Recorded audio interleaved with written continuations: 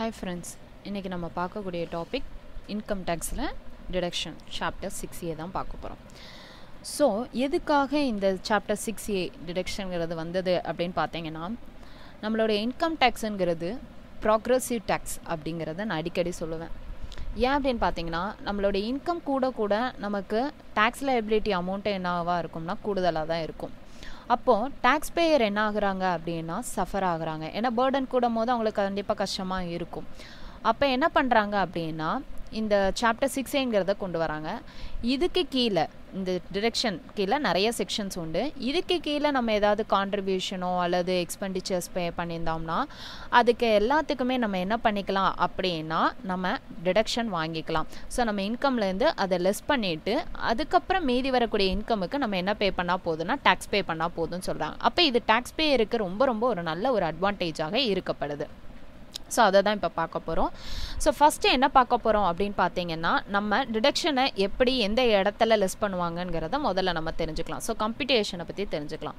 First 5 heads of income add பண்ணிக்கிடுவாங்க. அது கூட clubbing of income, set off and carry forward of லாஸஸ்லாம் இருக்குது அப்படின்னா அது எல்லாமே அட்ஜஸ்ட்மெண்ட்ஸ் பண்ணதுக்கப்புறம் நம்மளுக்கு கிடைக்கக்கூடியது தான் cross total income.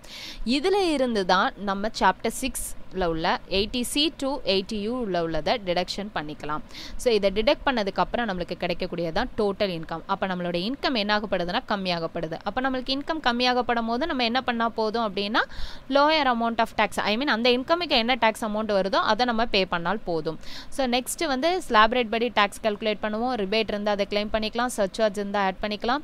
Health and education cess add பண்ணிக்கலாம். அப்புறம் ரிலீஃப் ஏதாவது இருந்தால் லெஸ் பண்ணிக்கலாம். TDS, advance tax, double taxation relief ஏதாவது இருந்துச்சுன்னா அதையும் லெஸ் பண்ணிவிட்டு அதுக்கப்புறம் கிடைக்கக்கூடியதான் டேக்ஸ் லைபிலிட்டி. இதை தான் நம்ம பே பண்ணுவோம். ஸோ இப்போ நம்ம கிராஸ் டோட்டல் இன்கமில் இருந்தால் எதை லெஸ் பண்ணுவோம்னா டிடக்ஷனை லெஸ் பண்ணுவோம். ஸோ இந்த ஸ்டெப்பை மறந்துடாதீங்க, ஓகேவா? ஸோ நம்மளுக்கு லெஸ் பண்ணதுக்கப்புறம் கிடைக்கக்கூடியதான் டோட்டல் இன்கம். ஃபஸ்ட்டு நம்ம என்ன பார்க்க போகிறோம்னா 80Cயை தான் பார்க்க போகிறோம். 80Cங்கிறது என்னென்னா deduction in respect of LIC premium, contribution to PF extra. இந்த 80Cயில் நம்ம என்ன பண்ண போகிறோம் அப்படிங்கிறத பார்க்கலாம். அதுக்கு முன்னால் என்ன அப்படின்னு பார்த்தீங்கன்னா, நம்ம ப்ரீவியஸ் இயரில் நிறையா எக்ஸ்பெண்டிச்சர்ஸ் பண்ணியிருப்போம், நிறைய டெபாசிட்ஸ் பண்ணியிருப்போம். அப்போ அதுக்கு எல்லாத்துக்குமே 80Cயில் வந்து டிடக்ஷனா அப்படின்னு பார்த்தீங்கன்னா இல்லை. 80Cயில் வந்து சில கான்ட்ரிபியூஷன்ஸ்க்கும் சில எக்ஸ்பெண்டிச்சர்ஸ்க்கு மட்டும்தான் என்ன பண்ணுவாங்க அப்படின்னா டிடக்ஷன் கொடுப்பாங்க. அதை தாண்டி மீதி உள்ளதுக்கு நம்ம ஏதாவது பண்ணியிருந்தோம் அப்படின்னா 80Cயில் நம்மளால் வாங்கிக்கிட முடியாது. ஸோ இந்த 80Cங்கிறது யாருக்கு அப்ளிகபிள் ஆகும்னா ஒன்லி இண்டிவிஜுவலுக்கும் ஹெச்எஃப்க்கு தான் அப்ளை ஆகும். அவங்க ரெசிடெண்ட்டாக இருந்தாலும் சரி, நான் ரெசிடெண்ட்டாக இருந்தாலும் சரி அவங்க வாங்கி கொள்ளலாம். ஸோ நெக்ஸ்ட்டு பார்த்தீங்க அப்படின்னா ஃபஸ்ட்டு நம்ம எலிஜிபிள் பேமெண்ட்ஸ், எலிஜிபிள் டெபாசிட்ஸுக்கு தான் நான் உண்டுன்னு சொல்லியிருந்தேன், அப்படி தானே? ஸோ இப்போ நம்ம ஒன் பை ஒன்னாக என்னென்ன அதுக்கெலாம் எலிஜிபிள் அப்படிங்கிறத பார்க்கலாம். ஃபஸ்ட்டு நம்ம பார்க்க போகிறது எல்ஐசி, லைஃப் இன்சூரன்ஸ் கார்பரேஷன் அப்படிங்கிறது நம்மளுக்கு தெரியும், கண்டிப்பாக தெரியும். எல்ஐசினாலே நம்ம இன்சூரன்ஸ் எடுத்திருக்கோம். அப்போ நம்ம இன்சூரன்ஸ் எடுத்திருக்கோம் அப்படின்னா நம்ம கண்டிப்பாக என்ன பே பண்ணணும்னா ப்ரீமியம் பே பண்ணணும். பேங்க்கில் இப்போ ஒரு லோன் எடுத்தோம்னா நம்ம இன்ட்ரெஸ்ட் பே பண்ணுற மாதிரி எல்ஐசியில் பாலிசி எடுத்தோம்னா கண்டிப்பாக என்ன பே பண்ணணும்னா ப்ரீமியம் பே பண்ணணும். இப்போ ஒரு இண்டிவிஜுவல் இருக்கார், அவர் என்ன பண்ணுறாரு அப்படின்னு பார்த்தீங்கன்னா பாலிசி எடுத்திருக்காரு, இன்சூரன்ஸ் எடுத்திருக்காரு. அப்போ அந்த இன்சூரன்ஸ் யார் பேர்லலாம் எடுத்திருக்கலாம் அப்படின்னா அவர் பேரில் எடுத்திருக்கலாம், அல்லது ஒரு ஸ்பௌஸ் பேரில் எடுத்திருக்கலாம், இல்லை அவர் சில்ட்ரன் பேரில் கூட எடுத்துக்கலாம். சில்ட்ரன்கிறது மைனராகவும் இருக்கலாம் அல்லது மேஜராகவும் இருக்கலாம்.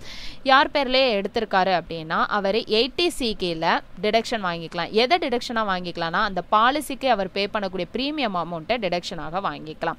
அதே மாதிரி ஹெச்எஃப் வந்து அவங்க மெம்பர்ஸ்க்கு பேரில் ஏதாவது பாலிசி எடுத்து அதுக்கு ப்ரீமியம் பே பண்ணியிருக்காரு அப்படின்னா அதையும் 80Cயில் டிடக்ஷனாக வாங்கிக்கலாம்.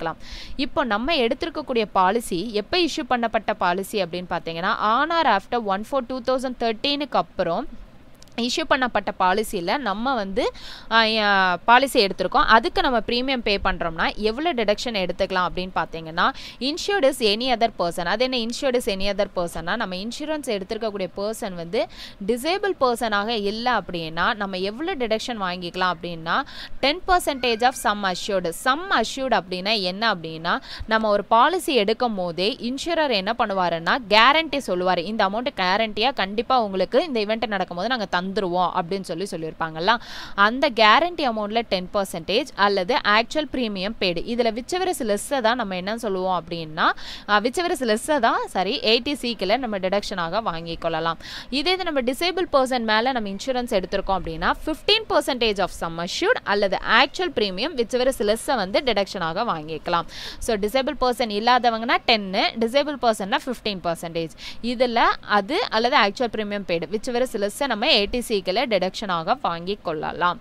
நெக்ஸ்ட் நம்ம பார்க்க போகிறது என்னன்னா கான்ட்ரிபியூஷன் டு PPF பார்க்க போகிறோம். கான்ட்ரிபியூஷன் டு PPF என்னன்னா பப்ளிக் ப்ராவிடென்ட் ஃபண்ட். ஓகேவா, இந்த ஸ்கீம் யாருக்காக கொண்டு வரப்பட்டதுன்னா பப்ளிக்காக கொண்டு வரப்பட்டது. எதுக்காக அப்படின்னா பப்ளிக் அவங்க அமௌண்ட்டை சேவ் பண்ணணுங்கிறதுக்காக கொண்டு வரப்பட்டது. ஸோ நம்மக்கிட்ட நிறைய பணம் இருந்தால் நம்ம செலவழிச்சுட்டே இருப்போம். அப்போ நம்மளுக்கு வந்து பிற்காலத்தில் இப்போ பணம் இருக்குது, நம்ம செலவழிக்கும். நாளைக்கு பணம் இல்லைன்னா ரொம்ப கஷ்டமாக இருக்கும். ஸோ அப்போ நம்ம சேவ் பண்ணி வச்சுருந்தோம்னா நமக்கு வந்து ஃபியூச்சரில் ஏதாவது ப்ராப்ளம் வந்தால் கூட நம்ம சேவ் பண்ண அமௌண்ட்டை என்ன பண்ணிக்கலாம்னா யூஸ் பண்ணிக்கலாம். ஸோ அப்போ சேவிங்கிற ஹேபிட் கொண்டு வரணுங்கிறதுக்காக கொண்டு வரப்பட்டது இந்த PPF. இந்த PPF யாருக்கெல்லாம் அப்ளை ஆகும்னா salaried பர்சனுக்கும் அப்ளை ஆகும், செல்ஃப் எம்ப்ளாய்டு பர்சனும் இதில் வந்து கான்ட்ரிபியூஷன் பண்ணிக்கலாம். ஸோ இதில் மினிமம் எவ்வளோ கான்ட்ரிபியூட் பண்ணால் போதும்னா 500 ரூபாயிலிருந்து மேக்ஸிமம் 1,50,000 வரைக்கும் நம்ம கான்ட்ரிபியூஷன் பண்ணலாம். ஸோ அப்போ உங்களுக்கு ஒன்று தோணும் டக்குன்னு, என்னென்னா நம்ம கான்ட்ரிபியூஷன் பண்ணுறோமே, அப்போ நம்ம டெபாசிட்லாம் பண்ணுறோம், அப்போ நம்மளுக்கு இன்ட்ரெஸ்ட் எல்லாம் வரும். அப்போ நம்மளுக்கு இன்ட்ரெஸ்ட் வந்துச்சுன்னா அப்போ நம்மளுக்கு இன்கம் கூடும் போது நம்ம டேக்ஸ் எல்லாம் பே பண்ணணும் அப்படிங்கிறது நம்மளுக்கு வந்து டவுட்டாக இருக்கும். அப்படி தானே? ஸோ அந்த பிரச்சனையே இல்லைங்க. நம்மளுக்கு வந்து இந்த PPFலேருந்து கிடைக்கக்கூடிய இன்ட்ரெஸ்ட்டை நம்ம செக்ஷன் 10 சப்செக்ஷன் 11 கீழே என்ன பண்ணிக்கலாம் அப்படின்னா எக்ஸம்ஷன் வாங்கிக்கலாம். ஸோ நம்மளுக்கு ப்ராப்ளமே கிடையாது. ஓகேவாங்க. ஸோ அந்த PPFல கான்ட்ரிபியூட் பண்ணக்கூடிய அமௌண்ட்டை நம்ம ATCக்குள்ள டிடக்ஷன் வாங்கிக்கலாம். அதுக்குள்ள இன்ட்ரெஸ்ட்டுக்கும் நம்மளுக்கு டேக்ஸ் கிடையாது. ஸோ இந்த PPFல யார் பேர்லலாம் கான்ட்ரிபியூட் பண்ணலாம்னா நம்ம பேரில் கூட கான்ட்ரிபியூட் பண்ணலாம், அல்லது நம்ம ஸ்பவுஸ் பேர்லையோ இல்லை சில்ட்ரன் பேர்லையோ கூட என்ன பண்ணிக்கலாம்னா கான்ட்ரிபியூட் பண்ணிக்கலாம். HF கான்ட்ரிபியூட் பண்ணியிருக்காங்க அப்படின்னா any members of the HF பேரில் யார் பேரில் கான்ட்ரிபியூட் பண்ணியிருந்தாலும் அவங்க வந்து ATCக்குள்ள டிடக்ஷனாக வாங்கிக்கொள்ள முடியும். நெக்ஸ்ட் நம்ம என்ன பார்க்க போகிறோம்னா contribution to national savings certificates 8th issue and 9th issue. இந்த கான்ட்ரிபியூஷன் NSC அப்படின்னு சொல்லுவாங்கங்க. NSC அப்படிங்கிறது என்னென்னா கவர்மெண்ட் சேவிங்ஸ் சர்டிஃபிகேட். ஓகேவா, இது வந்து என்ன அப்படின்னா சென்ட்ரல் கவர்மெண்ட் அஃபிஷியல் நோட்டிஃபிகேஷன் மூலமாக இஷ்யூ பண்ணக்கூடிய ஒரு சர்டிஃபிகேட். ஸோ இது வந்து டைமுக்கு டைம் என்னாகப்படும்னா இஷ்யூஸ் வந்து இப்போ 8th இஷ்யூ 9th இஷ்யூ இதுக்கப்புறமா என்னாகப்படலாம்னா சேஞ்சஸ் ஆகப்படும். இதுக்கு முன்னாலேயும் சேஞ்சஸ் ஆகி வந்தது இந்த 8th இஷ்யூ 9th இஷ்யூ. ஓகேவா, இப்போ நம்ம வந்து இந்த NSC வந்து 8th இஷ்யூ 9th இஷ்யூ வாங்குறதுனால என்ன பெனிஃபிட் அப்படின்னு பார்த்தீங்க அப்படின்னா இப்போ நம்ம வந்து பேங்க்ல ஒரு 10,000 ரூபாய் கான்ட்ரிபியூட் பண்ணோம்னா அந்த 10,000க்கு தான் நம்மளுக்கு என்ன தந்துட்டே இருப்பாங்கன்னா பிரின்சிபலுக்கு தான், அந்த 10,000 ரூபாய் பிரின்சிபலுக்கு தான் இன்ட்ரெஸ்ட் தந்துக்கிட்டே இருப்பாங்க, வேற ஒன்றுமே நம்மளுக்கு கிடைக்காது. ஆனால் நம்ம நேஷனல் சேவிங் சர்டிஃபிகேட் நம்ம வாங்குறதுனால என்ன பெனிஃபிட் அப்படின்னு பார்த்தீங்கன்னா இப்போ நம்ம ஃபர்ஸ்ட் இயர் வந்து ஒரு 10,000 rupees கான்ட்ரிபியூட் பண்ணுறோம் அப்படின்னா அதுக்கு நம்ம 1,000 rupees இன்ட்ரெஸ்ட் தருவாங்க. ஓகேவா, செகண்ட் இயருக்கு நம்மளோட பிரின்சிபல் அமௌண்ட்டை என்ன நினைப்பீங்கன்னா 10,000 நினைப்பீங்க. இல்லைங்க, அதுதான் தப்பு. நம்மளுக்கு ஃபர்ஸ்ட் இயரில் உள்ள பிரின்சிபலும் ஃபர்ஸ்ட் இயரில் உள்ள இன்ட்ரெஸ்ட்டையும் சேர்த்து என்ன பண்ணுவாங்கன்னா இன்வெஸ்ட்மெண்ட் பண்ணுவாங்க. ஸோ அப்போ 12,000 rupees பிரின்சிபலாக இருக்கும், அந்த 12,000க்கு இன்ட்ரெஸ்ட் தருவாங்க. ஸோ நெக்ஸ்ட் தேர்ட் இயருக்கு பார்த்தீங்க அப்படின்னா நம்மளுக்கு second year principal plus second year interest சேர்த்து ரீஇன்வெஸ்ட்மெண்ட் பண்ணுவாங்க. இப்படி என்ன ஆகிட்டே இருக்கும்னா நம்மளோட இன்ட்ரெஸ்ட்டும் பிரின்சிபலோட ஆட் ஆகி நம்மளுக்கு வந்து என்ன கிடைக்கணும், ஒரு பல்க் அமௌண்ட் நம்மளுக்கு கிடைச்சிரும். ஸோ அப்போ வந்து என்னன்னா அதுதான் இதில் வந்து பெனிஃபிட். ஓகேவாங்க. ஸோ நம்ம இப்போ வந்து கான்ட்ரிபியூஷன் வந்து இந்த NSC வந்து கான்ட்ரிபியூஷன் வந்து ஜாயிண்ட் நேமில் கூட பண்ணியிருக்கலாம். அப்படி நம்ம ஜாயிண்ட் நேமில் பண்ணியிருக்கோம் அப்படின்னா யார் கான்ட்ரிபியூட் பண்ணுறாங்களோ அவங்க வந்து ATCக்குள்ள டிடக்ஷன் வாங்கிக்கலாம். அதே இது இந்த சர்டிஃபிகேட்டை வந்து நம்ம ஸ்பவுஸ் பேர்லையோ சில்ட்ரன் பேர்லையோ மைனர் சைல்டு பேரில் கூட நம்ம என்ன செஞ்சுக்கலாம்னா வாங்கிக்கலாம்.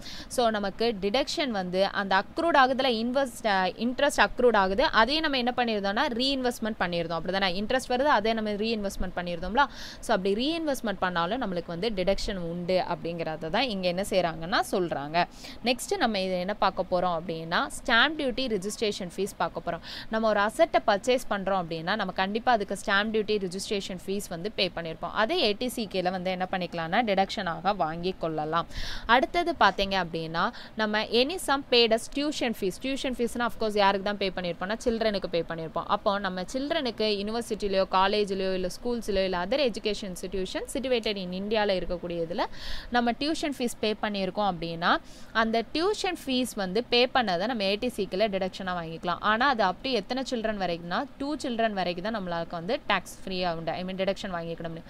அதுக்கப்புறம் நம்மளுக்கு எத்தனை சில்ட்ரன் இருந்தாலும் அதுக்கு நம்ம வந்து டிடக்ஷன் வாங்கிக்கிட முடியாது, டேக்ஸ் தான் பே பண்ணணும். ஸோ அந்த டியூஷன் ஃபீஸ் கொடுக்குறோம்ல, அவங்க யூனிவர்சிட்டி காலேஜில் படிக்கக்கூடிய எஜுகேஷன் வந்து ஃபுல் டைம் எஜுகேஷனாக இருக்கணும். இது ரொம்ப முக்கியம்.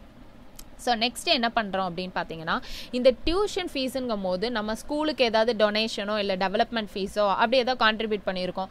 அப்போ அதை வந்து ஏடிசிக்கில் டிடக்ஷன் வாங்கிக்கிட முடியும்னா முடியவே முடியாதுங்க. ஒன்லி டியூஷன் ஃபீஸை மட்டும்தான் நம்மளால் ஏடிசிக்கில் டிடக்ஷன் வாங்கிக்கொள்ள முடியும். நெக்ஸ்ட் என்ன பார்க்க போகிறோம் அப்படின்னா, ரீபேமெண்ட் ஆஃப் ஹவுசிங் லோன். இப்போ நம்ம வீடு கட்டுறதுக்காக நம்ம லோன் எடுத்திருக்கோம் அப்படின்னா அந்த லோன் அமௌண்ட்டை இப்போ நம்ம ரீபேமெண்ட் பண்ணும்போது நம்ம பே பண்ணக்கூடிய அந்த பிரின்சிபல் அமௌண்ட்டை என்ன பண்ணிக்கலாம் அப்படின்னா ஏடிசிக்கில் டிடக்ஷன் வாங்கி கொள்ளலாம். ஸோ நெக்ஸ்ட் என்ன பார்க்க போகிறோம்னா, term deposit for a period of 5 years or more with scheduled bank. நம்ம ஷெட்யூல்டு பேங்க்கில் நம்ம டெபாசிட் பண்ணுறோம். எத்தனை வருஷத்துக்கு அப்படின்னா 5 years ஆர் மோர் இயர்ஸ்க்கு நம்ம என்ன பண்ணுறோம்னா டெபாசிட் பண்ணியிருக்கோம் அப்படின்னா ஏடிசிக்கில் டிடக்ஷனாக வாங்கிக்கிட முடியுமானா அது வாங்கலாம். எப்போ அப்படின்னா அந்த ஸ்கீம் வந்து அந்த டெபாசிட் பண்ணக்கூடிய அந்த ஸ்கீம் வந்து சென்ட்ரல் கவர்மெண்டால் நோட்டிஃபை பண்ணப்பட்ட ஸ்கீமாக இருந்தால் ஏடிசிக்கில் வாங்கிக்கலாம், இல்லாட்டி வாங்கிக்கிட முடியாது. நெக்ஸ்ட்டு நம்மளுக்கு பார்க்க போகிறது என்னென்னா, சுகன்யா சமிதினி அக்கௌண்ட் ஸ்கீம் அப்படின்னு சொல்லி இருக்கா. அப்படின்னா என்ன அப்படின்னா பெண் பிள்ளைங்களுக்காக கொண்டு வரப்பட்ட ஒரு ஸ்கீம் தான் இது. இதனால என்ன ஆகுது அப்படின்னா பெண் பிள்ளைங்களோட ஃபியூச்சர் லைஃபுக்கு ஒரு பெனிஃபிட் கொடுக்கறதுக்காக கொண்டு வரப்பட்ட தான் ஸ்கீம் இது. 10 வயசுக்கு கீழே உள்ள பிள்ளைங்க சரியா, பெண் பிள்ளைங்க மேலே கான்ட்ரிபியூஷன் பண்ணியிருந்தாங்க அப்படின்னா அவங்க ஏடிசிக்கில் டிடக்ஷன் வாங்கி கொள்ளலாம். கான்ட்ரிபியூட் பண்ண அமௌண்ட்டை ஏடிசிக்கில் டிடக்ஷனாக வாங்கி கொள்ளலாம். நெக்ஸ்ட் என்ன பார்க்க போகிறோன்னா, contribution to statutory provident fund and recognise provident fund, SPF அப்படின்னு சொல்லுவாங்க. ஸ்டாச்சுட்டரி ப்ராவிடென்ட் ஃபண்ட் அப்படின்னா என்னென்னா, இந்த ஸ்டாச்சுட்டரி ப்ராவிடென்ட் ஃபண்டுங்கிறத வந்து ப்ராவிடென்ட் ஃபண்ட் ஆக்ட் மூலமாக செட்டப் பண்ணது தான் இந்த எஸ்பிஎஃப். இதை வந்து government, semi government, local authorities, railways, universities, recognised education institution எல்லாருமே இந்த எஸ்பிஎஃப்ல வந்து என்ன பண்ணுவாங்கன்னா மெயின்டைன் பண்ணுவாங்க. இங்கே எம்ப்ளாயரும் கான்ட்ரிபியூட் பண்ணுவாங்க, எம்ப்ளாயும் என்ன பண்ணுவாங்கன்னா கான்ட்ரிபியூஷன் வந்து உண்டு. ஓகேவாங்க. இந்த எம்ப்ளாயி கான்ட்ரிபியூட் பண்ணக்கூடிய இந்த எஸ்பிஎஃப்ல கான்ட்ரிபியூட் பண்ணக்கூடிய அமௌண்ட்டை ஏடிசிக்கில் என்ன பண்ணிக்கலாம்னா டிடக்ஷனாக வாங்கி கொள்ளலாம். அடுத்தது நம்ம என்ன பார்க்க போறோம்னா ஆர்பிஎஃப் பார்க்க போறோம், recognise provident fund. Recognise provident ஃபண்டுங்கிறது இபிஎஃப் மிஸ்லேனியஸ் ப்ரொவிஷன் ஆக்ட் மூலமாக ஃப்ரேம் பண்ணப்பட்டது. இதுல வந்து யாருக்கு கவர் ஆகும் பார்த்தீங்கன்னா, ஒரு எஸ்டாப்ளிஷ்மெண்ட்ல 20 ஆர் மோர் எம்ப்ளாயிஸ் ஒர்க் பண்றாங்கன்னா அவங்க இந்த ஆர்பிஎஃப் என்ன பண்ணுவாங்கன்னா மெயின்டைன் பண்ணுவாங்க, அதுல கான்ட்ரிபியூஷன் பண்ணுவாங்க. ஸோ அப்போ லெஸ் தென் 20 எம்ப்ளாயிஸ்க்கு கீழே இருந்துச்சுன்னா அப்போ பிஎஃப்ல இந்த இதில் ஜாயின் பண்ண முடியாதா அப்படின்னு பார்த்தீங்கன்னா இல்லை ஜாயின் பண்ணலாம். எப்போ அப்படின்னா எம்ப்ளாயர் அண்ட் எம்ப்ளாயி 2 பேருமே வந்து அக்ரி பண்ணாங்கன்னா இதில் வந்து என்ன பண்ணலாம்னா கான்ட்ரிபியூஷன் பண்ணலாம். ஸோ இங்கேயும் அதே மாதிரி தான் எம்ப்ளாயி கான்ட்ரிபியூட் பண்ணக்கூடிய அமௌண்ட்டை ஏடிசிக்கில் டிடக்ஷனாக வாங்கி கொள்ளலாம். நெக்ஸ்ட் நம்ம என்ன பார்க்க போறோம்னா, notify bonds issued by NABARD issue பண்ணக்கூடிய பாண்ட், எல்லா பாண்டும் இல்லை, நோட்டிஃபை பாண்ட்ஸை நம்ம பாண்டில் நம்ம கான்ட்ரிபியூஷன் பண்ணியிருந்தோம் அப்படின்னா நம்ம ஏடிசிக்கில் டிடக்ஷனாக வாங்கிக்கலாம். நபார்டு அப்படின்னா என்னென்னா national bank for agriculture and rural development அப்படின்னு சொல்லக்கூடியது தான் நபார்டு. ஸோ அதுக்கு கீழே நம்ம கான்ட்ரிபியூஷன் பண்ணியிருந்தோம்னா ஏடிசிக்கில் டிடக்ஷன் வாங்கிக்கலாம். Next 5 year time deposit in an account and post office time deposit rule 1981. நம்ம போஸ்ட் ஆஃபீஸில் 5 yearsக்கு டெபாசிட் பண்ணி வச்சுருக்கோம், ஏதோ அமௌண்ட்டை டெபாசிட் பண்ணி வச்சுருக்கோம் அப்படின்னா நம்ம வந்து ஏடிசிக்கில் டிடக்ஷன் வாங்கிக்கலாம். Next contribution to approved annuity plan of LIC. ஸோ நம்ம எல்ஐசியில் வந்து அப்ரூவ் பண்ணப்பட்ட ஆனுட்டி பிளானில் எக்ஸாம்பிள் வந்து என்ன சொல்லலாம் அப்படின்னு பார்த்தீங்கன்னா, நியூ ஜீவன் தாரா பாலிசி அல்லது நியூ ஜீவன் அக்ஷயா அப்படிலாம் பாலிசி அப்படிலாம் சொல்லுவாங்கல்ல. ஸோ இதை மாதிரி நிறைய இருக்குது அப்ரூவ் பண்ணப்பட்டது. அதில் ஏதாவது நம்ம கான்ட்ரிபியூஷன் பண்ணியிருந்தோம் அப்படின்னா ஏடிசிக்கில் வந்து என்ன பண்ணிக்கலாம்னா டிடக்ஷனை வந்து வாங்கிக்கலாம். ஸோ நமக்கு குவாண்டம் ஆஃப் டிடக்ஷன் எவ்வளோ அப்படின்னு பார்த்தீங்கன்னா 1,50,000 ஆர் நம்ம மேலே கான்ட்ரிபியூட் பண்ணியிருப்போம்ல, இது எல்லாமே மேலே இவ்வளோ நேரம் நம்ம பார்த்துருக்கோம்ல, இந்த எலிஜிபிள் பேமெண்ட்ஸ் அல்லது எலிஜிபிள் எக்ஸ்பெண்டிச்சர்ஸ்க்கு இல்லை ஏதாவது ஒன்றும் இல்லை எல்லாத்துலேயுமே நம்ம பண்ணியிருப்போம். அது எல்லாமே அக்ரிகேட் பண்ணுங்க. ஓகேவா, அக்ரிகேட் மீன்ஸ் டோட்டல் பண்ணுங்க. அப்போ அந்த டோட்டல் பண்ண அமௌண்ட்டு அல்லது 1,50,000 இதில் விச்செவர் லெஸ்ஸை நம்ம என்ன பண்ணிக்கலாம் அப்படின்னா ஏடிசிக்கில் டிடக்ஷனாக வாங்கிக்கலாம். ஃபார் எக்ஸாம்பிள் நம்ம இப்போ வந்து அக்ரிகேட் பண்ண அமௌண்ட்டு 2 lakh, ஆனால் ஆக்சுவலாக நம்மளுக்கு எவ்வளோ தான் இங்கே 1,50,000 1,50,000. இதில் விச் வெரிஸ் லெஸ்ன்னு பார்க்கும்போது 1,50,000 தான் வந்து நம்ம லெஸ் பண்ணிக்கிட முடியும். மீதி இருக்கக்கூடிய 50,000க்கு நம்ம என்ன பண்ணி தான் ஆகணும்னா டேக்ஸ் வந்து பே பண்ணி தான் ஆகணும். சப்போஸ் நமக்கு வந்து அக்ரிகேட் பண்ணது 1 lakh, ஆனால் நம்மளுக்கு மேக்ஸிமம் இங்கே எவ்வளோக்கு சொல்கிறாங்கன்னா 1,50,000 சொல்லியிருக்காங்க. அப்போ இதில் விச் வெரிஸ் லெஸ்ஸுங்கும் போது 1 lakh தான் வருது. அப்போ நம்ம 1 lakhக்கு பே பண்ணவே வேண்டாம். ஓகேவாங்க. அப்புறம் டிடக்ஷன் எப்போ அலோடு ஏடிசிக்கு இல்லைன்னா ப்ரீவியஸ் இயரில் நம்ம இந்த ஏடிசிக்கு கீழே உள்ள எக்ஸ்பெண்டிச்சர்லையோ இதில் இல்லாட்டி ஏதாவது கான்ட்ரிபியூஷன் ஆக்சுவலாக நம்ம பே பண்ணியிருந்தோம், ப்ரீவியஸ் இயரில் பே பண்ணியிருந்தோம் அப்படின்னா நம்ம வந்து அசஸ்மெண்ட் இயரில் அதை வந்து என்ன பண்ணிக்கலாம் அப்படின்னா கிராஸ் டோட்டல் இன்கம்லேருந்து லெஸ் பண்ணிவிட்டு மீதி உள்ளதுக்கு டேக்ஸ் பே பண்ணால் போதும். சப்போஸ் நம்ம ப்ரீவியஸ் இயரில் ஆக்சுவலாக ஏடிசிக்கில் இதுலையோ ஒன்றில் நம்ம வந்து கான்ட்ரிபியூஷனோ பேமெண்ட்டோ பண்ணியிருக்கோம். பட் ஆனால் நம்ம என்ன பண்ணவே இல்லைன்னா டிடக்ட் பண்ணாமையே நம்ம வந்து டேக்ஸ் பே பண்ணிட்டோம் அப்படின்னா நம்ம ரிட்டர்ன் சப்மிட் பண்ணும் போது ஏடிசிக்கில் கான்ட்ரிபியூட் பண்ணதுக்குள்ள ப்ரூஃப் எல்லாத்தையுமே நம்ம வந்து சப்மிட் பண்ணிட்டோம் அப்படின்னா நமக்கு இன்கம் டேக்ஸ் அத்தாரிட்டி நம்ம பே பண்ண அமௌண்ட்டை என்ன பண்ணிடுவாங்க அப்படின்னா ரீஃபண்ட் பண்ணிடுவாங்க. தட் மீன்ஸ் இதுக்குள்ள உள்ள எலிஜிபிள்குள்ள அமௌண்ட்டை நம்மளுக்கு என்ன பண்ணிடுவாங்கன்னா ரீஃபண்ட் பண்ணிடுவாங்க. ஸோ இவ்வளோதாங்க. ஏடிசியில் வேறு ஒன்றுமே இல்லை. ஏடிசியில் ஒரே ஒரு விஷயத்தை மட்டும் மறந்துடாதீங்க. எல்ஐசியில் மட்டும் லாக் இருக்குது. 10 or 15% or actual premium paid. இதில் விச்செவரஸ் லிஸ்ட்டை வந்து என்ன பண்ணிக்கணும் டிடக்ஷனாக வாங்கிக்கொள்ள முடியும். ஆனால் மீதியில் எல்லாத்துலேயுமே வந்து நம்ம கான்ட்ரிபியூட் பண்ணக்கூடிய அமௌண்ட்டை நம்ம என்ன பண்ணிக்கலாம் அப்படின்னா இல்லை நம்ம பே பண்ணக்கூடிய எக்ஸ்பெண்டிச்சரை அப்படியே என்ன பண்ணிக்கலாம் அப்படின்னா டிடக்ஷனாக வாங்கிக்கொள்ளலாம். அவ்வளோதாங்க. தேங்க்யூ.